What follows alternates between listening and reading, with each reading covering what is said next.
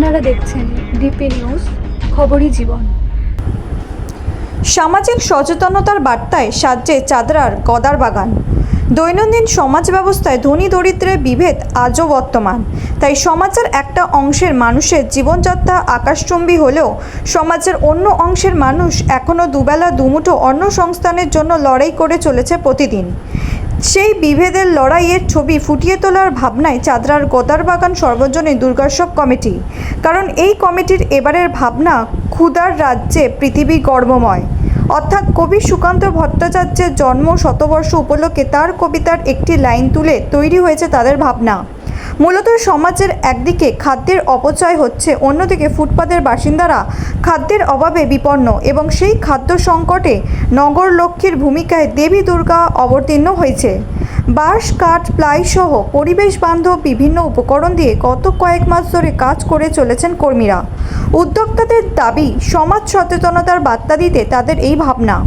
স্বাভাবিকভাবেই ধীরে ধীরে সেজে ওঠা সেই মণ্ডপের দর্শনের অপেক্ষায় দর্শনার্থীরা।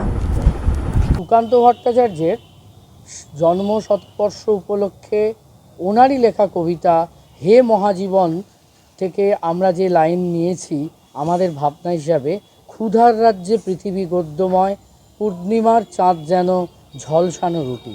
সারা বিশ্বব্যাপী খাদ্যের অপচয় হয়ে চলেছে, পানীয় জলের অপচয় হয়ে চলেছে, অথচ ফুটপাতে যে মানুষগুলো পড়ে থাকে, যে মানুষগুলো দিনের পর দিন রাতের পর রাত কাটায় স্টেশনের প্ল্যাটফর্মে, সেই মানুষগুলো একটুও খাবার পাচ্ছে না। সেই মানুষগুলোর কথা ভেবেই এবারের আমাদের নিবেদন ক্ষুধার রাজ্যে পৃথিবী গদ্যময়। আর এই যে ক্ষুধার রাজ্যের এই অবস্থা, যেখানে খাদ্যের সংকট দেখা দিচ্ছে, সেই অবস্থা থেকে আমাদেরকে পরিত্রাণের জন্য মা দুর্গা অবতীর্ণ হয়েছেন রবীন্দ্রনাথ ঠাকুরের নগরলক্ষ্মী হিসাবে।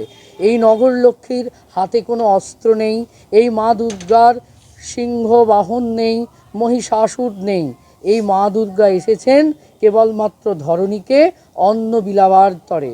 তাই আমাদের এই এবছরের প্রতিমার ভাবনা হচ্ছে রবীন্দ্রনাথ ঠাকুরের নগরলক্ষ্মী। আমাদের চাদরা গোদার বাগান দুর্গোৎসব কমিটির ৯৭তম বর্ষের নিবেদন ক্ষুধার রাজ্যে পৃথিবী গদ্যময়, পূর্ণিমার চাঁদ যেন ঝলসানো রুটি। আরও ভালো আশা করছি, মানে আরও কিছু আমাদের যে ভালো হোক, মানে জিনিস, মানে প্রাইজের দিক থেকে একটু বহু মানুষ সমাগম হোক। তারপরে আমরা এই যে এত প্রচেষ্টা করছি, যেটা ভালো যদি হয় সেটা খুবই ভালো লাগে। সবার দিক থেকে আগামী দিনে আরো ভালো করতে পারি। আমাদের আগামী দিনে শতবর্ষ আছে, শতবর্ষ কয়েক দু বছর পরেই আমাদের শতবর্ষ হবে, তখন তো আরো ভালো ভালো প্রচেষ্টা করতে চাই। ধীরে ধীরে আমরা এগোতে চাই। সারাদিনের বাড়ির কাজ ছেড়ে এখানে এসে কাজ করতে কেমন লাগে? মোটামুটি করতে হচ্ছে। হ্যাঁ, এই তো বলছি, খুব ভালো লাগছে। আমরা সারা বছরই করি, আরো আমাদের এখানে আরো কোনো যোগাযোগ হয় আরো ভালো হয়, আরো উৎসাহিত হব।